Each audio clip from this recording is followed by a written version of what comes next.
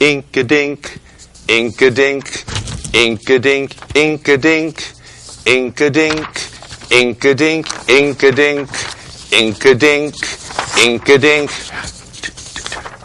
Wow!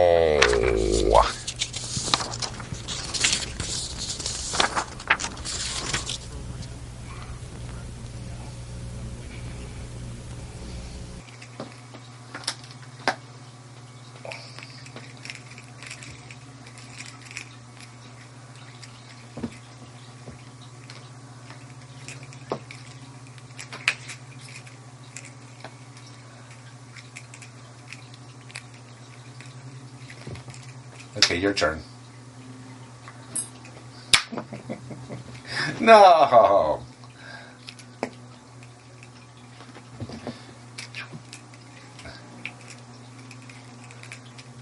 Okay. Okay. Okay.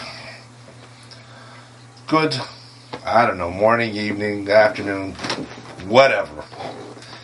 This is hour 112 and a half of Basil BuddhaCat presents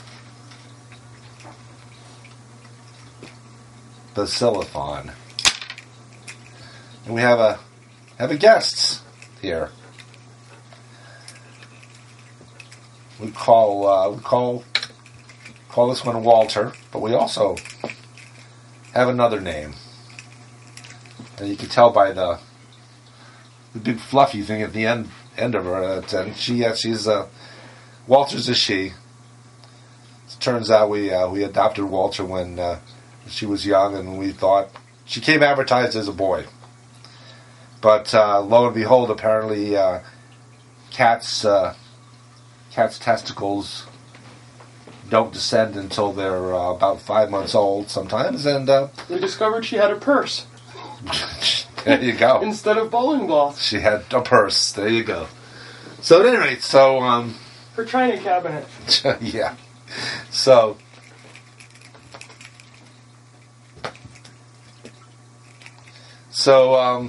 okay.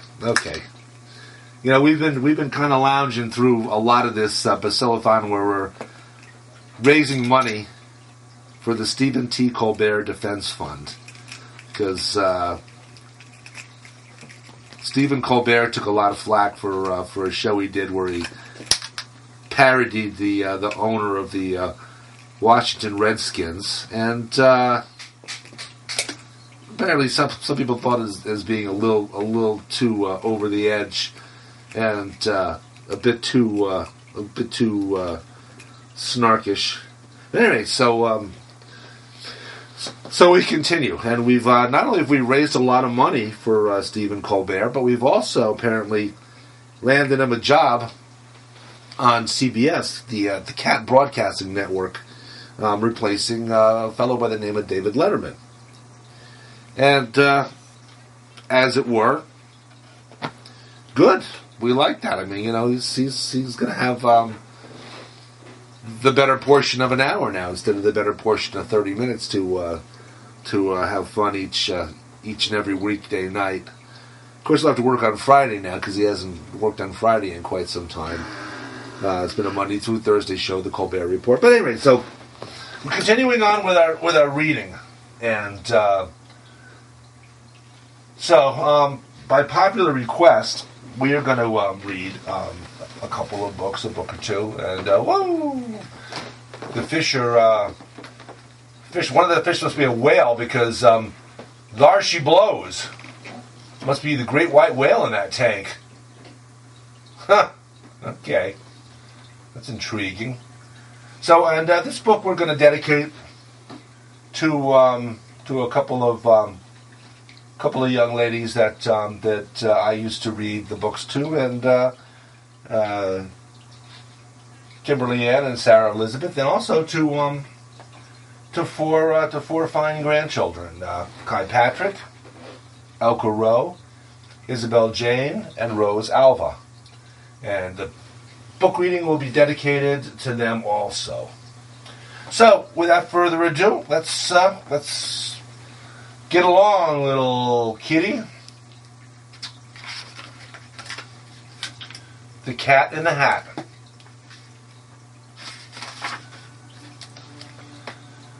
The sun did not shine, it was too wet to play. So we sat in the house all that cold, cold, wet day. I sat there with Sally, we sat there we two, and I said, how I wish I had something to do. Too wet to go out, and too cold to play ball. So we sat in the house, we did nothing at all. So all we could do was to sit, sit, sit, sit. And we did not like it, not one little bit. And then something went bump. How that bump made us jump. We looked and we saw him stepping on the mat. We looked and we saw him, the cat in the hat. And he said to us, why do you sit there like that? I know it is wet and the sun is not sunny, but we can have lots of good fun. That is funny. I know some new games we could play, said the cat. I know some new tricks, said the cat in the hat. A lot of good tricks, I will show them to you. Your mother will not mind at all if I do. Then Sally and I did not know what to say. Our mother was out of the house for the day. But our fish said, no, no, make that cat go away. Tell that cat in the hat you do not want to play. He should not be here, he should not be about. He should not be here when your mother is out. Now, have no fear, said the cat. My tricks are not bad, said the cat in the hat. Why, we can have lots of good fun if you wish, with a game that I call Up, Up, Up with a Fish. Put me down, said the fish. Put me down, said the fish. This is no fun at all. Put me down, said the fish. I do not wish to fall. Have no fear, said the cat. I will not let you fall. I will hold you up high as I stand on a ball, with a book on one hand and a cup on my hat. But that is not all I can do, said the cat. Look at me now, said the cat. With a cup and a cake, what the heck?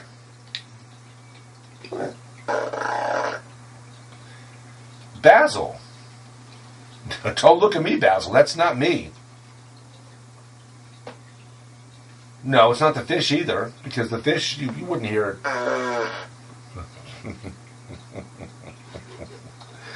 No, I don't know. It must be the producer of the show, Kristen, with her fartoriferous toy. Yep, I'll bet. Like fix those sails. Okay. It's just gonna come right back around. Look at that.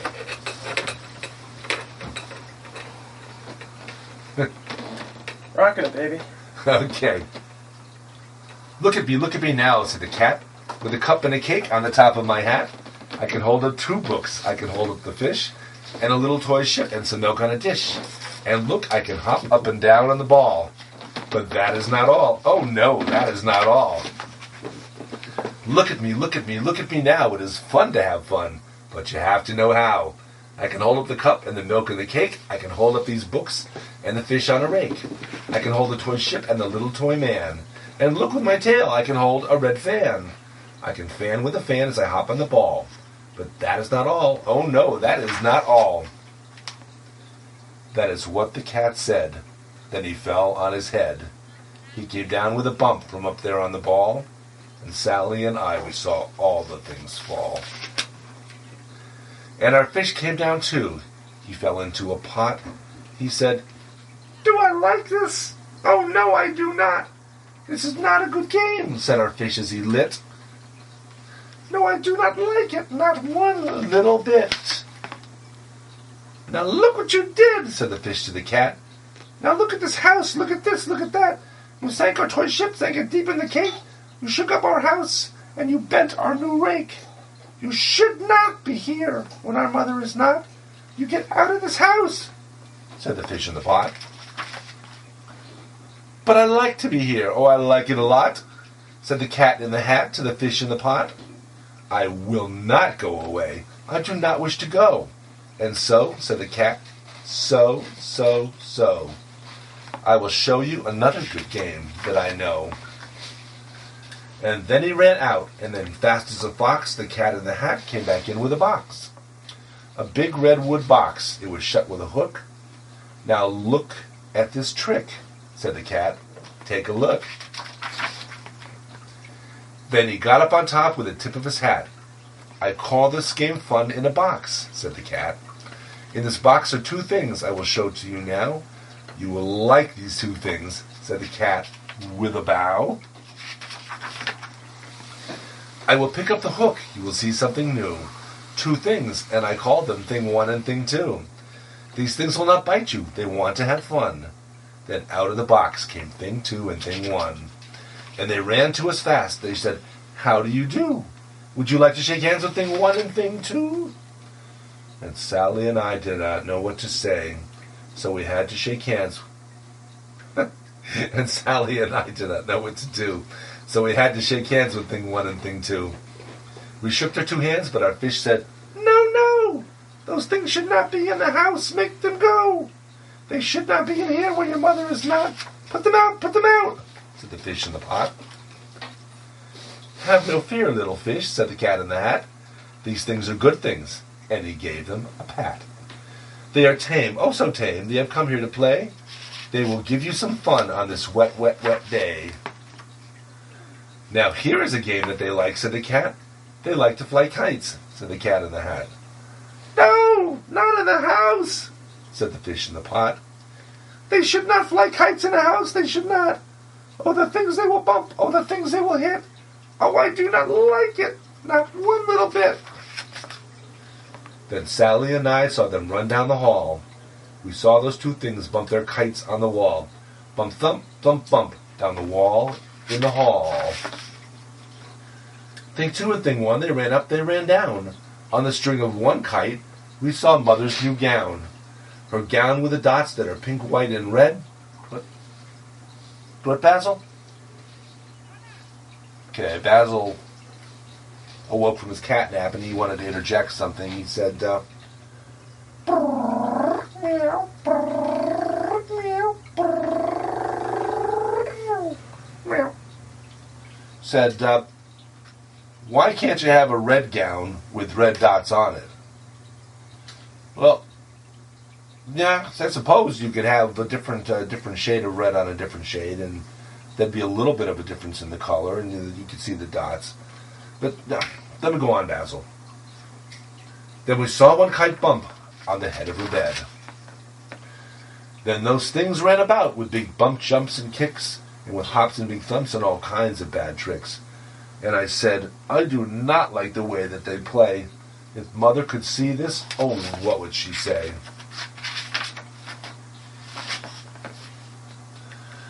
Then our fish said, look, look!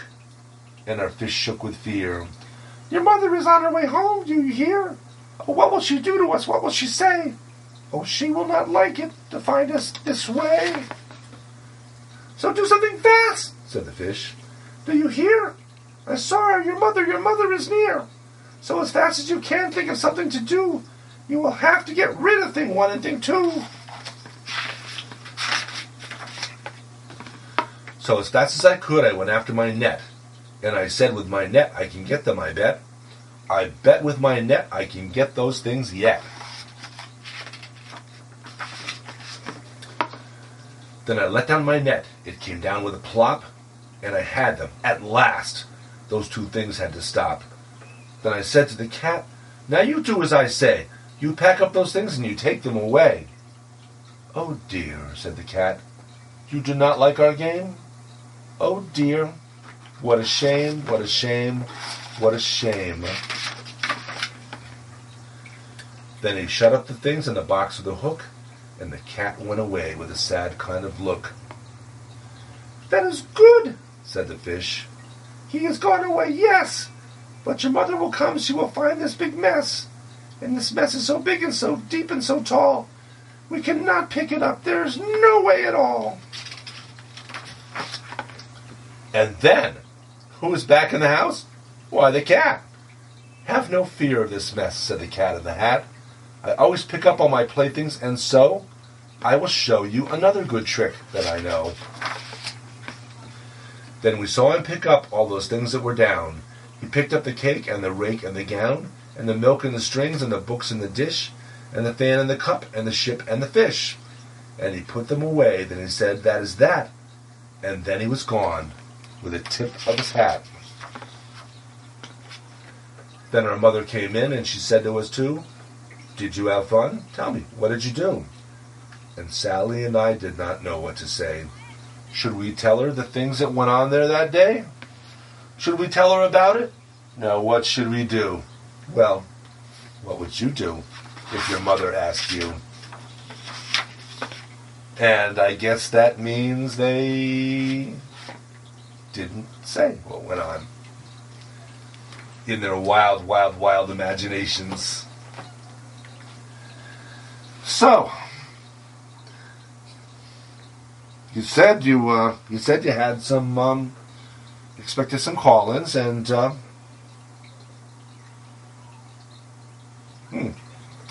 okay, well, you say the fish have something to add? Okay. I can't hear it, but Basil can apparently hear it telepathically, so he's gonna quote. Now, which fish is he quoting?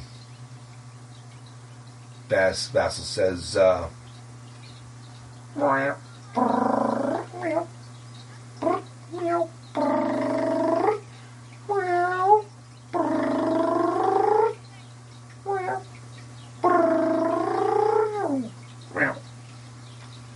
Says, it's that little white skinny one who's down there somewhere.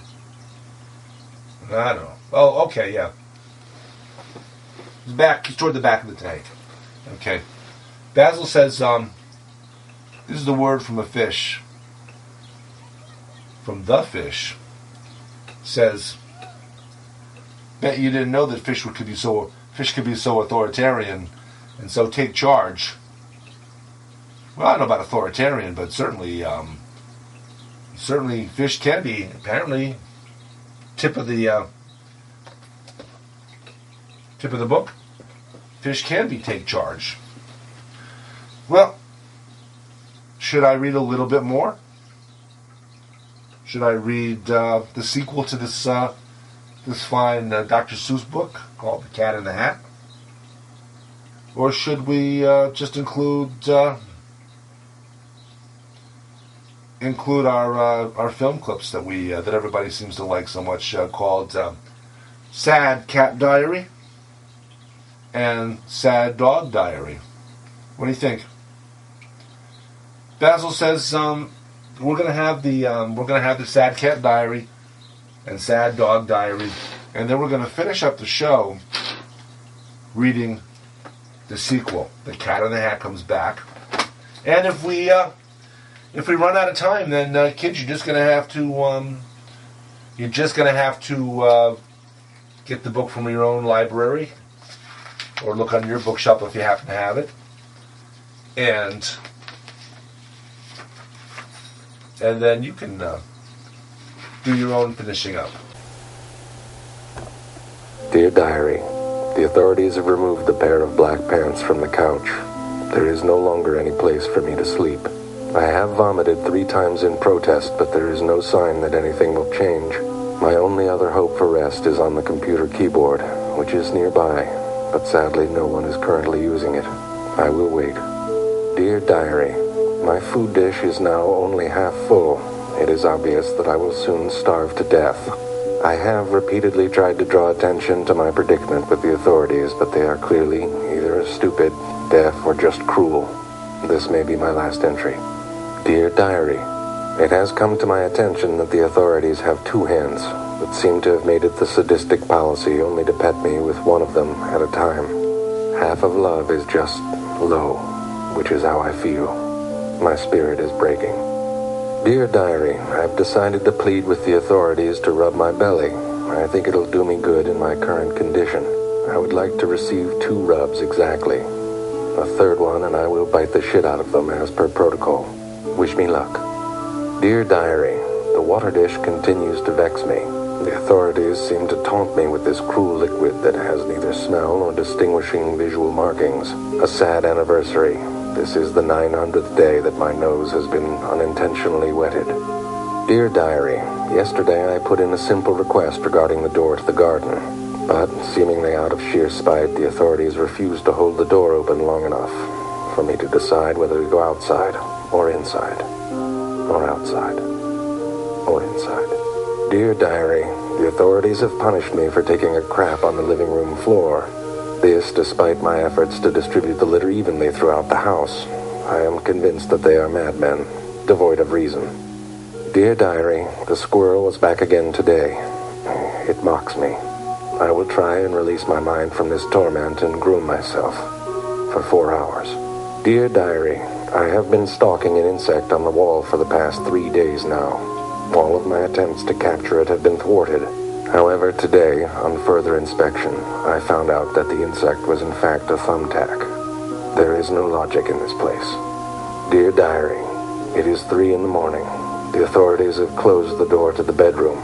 I can only assume that they have forgotten about me and have left me here to die. As a last resort, I will stand post for the rest of the night and sing the song of my people in hopes that they rescue me. Dear Diary, when the authorities poop, I have tried to poop in the bathtub litter box with them in a show of solidarity. I have yet to experience any gratitude. Dear Diary, my attempts to destroy the terrible plant have all been for naught. Somehow, almost as if by some evil magic, a new one has appeared in its place. I will have to start over now. Like Sisyphus, I am bound to hell. It has occurred to me today that my dearest human has never sniffed my backside. I must bond with him in different ways. Like my father always used to say, if you want someone to look you in the eye, make sure that your mouth smells exactly like your butt. It's difficult to argue with that logic. And so I have eaten some rotting earthworms in preparation for my dear human's return, as well as one of his socks. Dear Diary, it's not so much that I miss my testicles. I know it's a rite of passage in our pack, and I'm sure that my dearest human has had his removed as well. But when that one bulldog comes to the dog park and parades his testicles around, I can't help but notice how Ginger looks at them. I love Ginger. To be fair, I will admit, he has a fine-smelling butthole.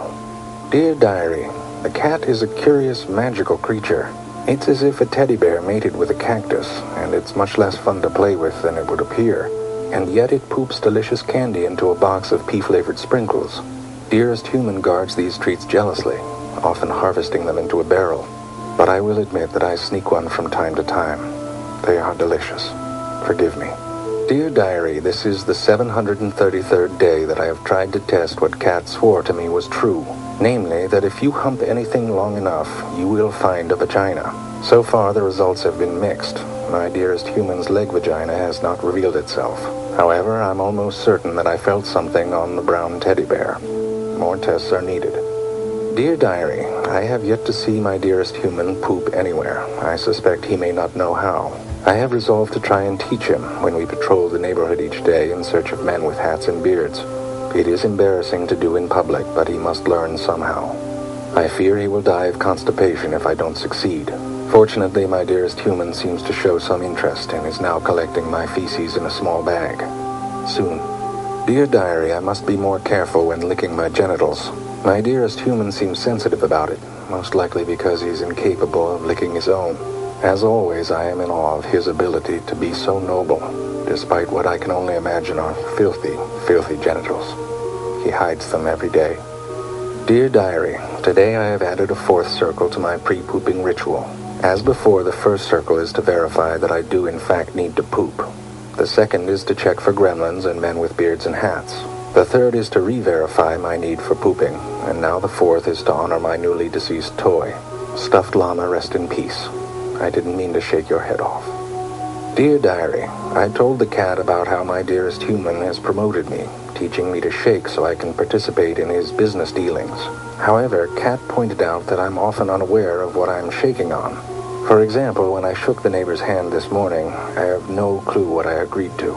None. Cat says this is how the devil buys souls. I will pee on the bed for comfort. Dear Diary, my dearest human asked me where the ball was when it was clearly in plain sight. I brought it over, and he threw it even farther away, then asked me where it was, and was very happy when I brought it again. Perhaps a metaphor? Dearest human leaves each day, and I am happy when he returns. Wait, maybe he is the ball and I am dearest human. This is too much. I must be on the bed. The Cat in the Hat comes back. This is no time for play. This is no time for fun. This is no time for games. There was work to be done. All that deep, deep, deep snow, all that snow had to go. When her mother went down to the town for the day, she said, somebody has to clean up all this away. Somebody has to, you see. Then she picked out two somebodies, Sally and me.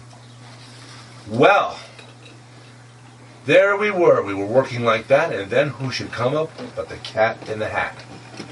Uh-oh, Sally said. Don't you talk to that cat. That cat is a bad one, that Cat in the Hat. He plays lots of bad tricks. Don't you let him come near. You know what he did the last time he was here?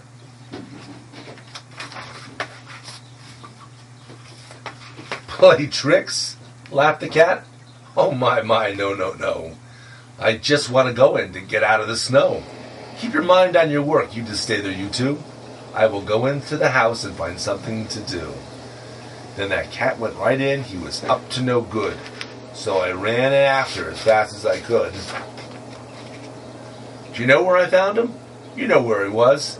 He was eating the cake in the tub. Yes, he was. The hot water was on and the cold water too. And I said to the cat, what a bad thing to do. But I like to eat cake in a tub, laughed the cat. You should try it sometime, laughed the Cat in the Hat. And then I got mad. This is no time for fun. I said, Cat, you get out. There is work to be done. I have no time for tricks. I must go back and dig. I can't have you in here eating cake like a pig. You get out of this house. You don't want you about. Then I shut off the water and let it run out. The water ran out, and then I saw the ring. A ring in the tub, and oh boy, what a thing. A big, long, pink cat ring. It looked like pink ink. And I said, will this ever come out? I don't think.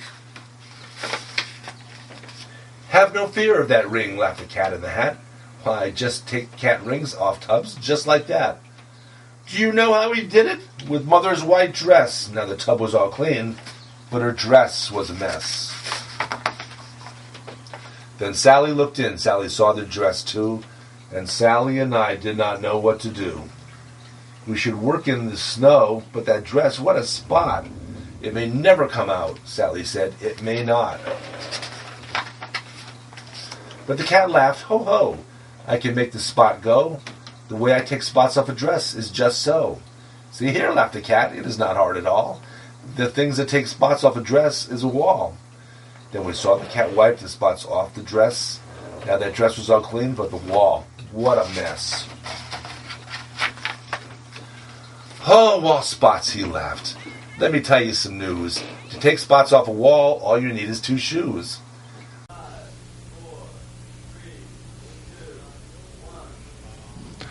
They say they'd rob your grandma blind on Wall Street, on Wall Street. Fritter her away her Medicare on Wall Street. And Pharma Oil and their pet fox don't care if she lives in a box, so long as they wear platinum jocks on Wall Street, on Wall Street. Meow.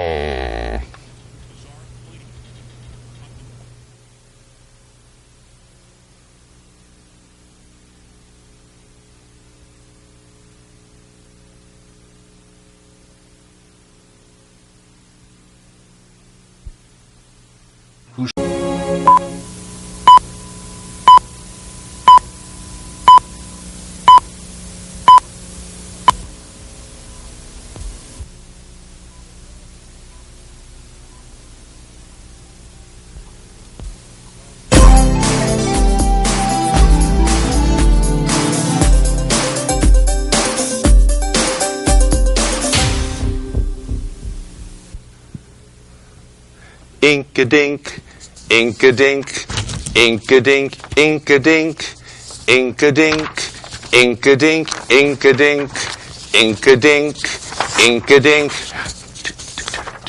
Meow.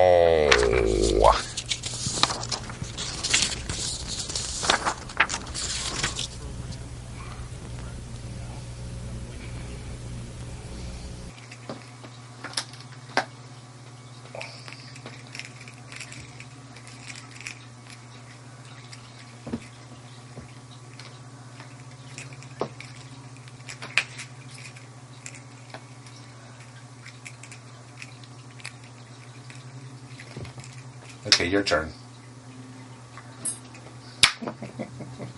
No.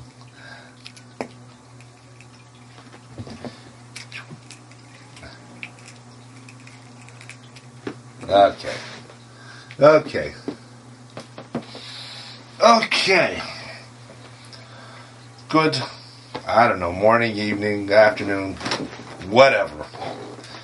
This is hour 112 and a half of Basil BuddhaCat presents Basil-A-Thon. And we have a guest here. We call this one Walter, but we also have another name. And you can tell by the big fluffy thing at the end of her. And she's Walter's a she. It turns out we adopted Walter when she was young, and we thought she came advertised as a boy. But lo and behold, apparently cats' testicles don't descend until they're about 5 months old sometimes, and We discovered she had a purse there you go. instead of bowling balls. She had a purse. There you go. So at any rate,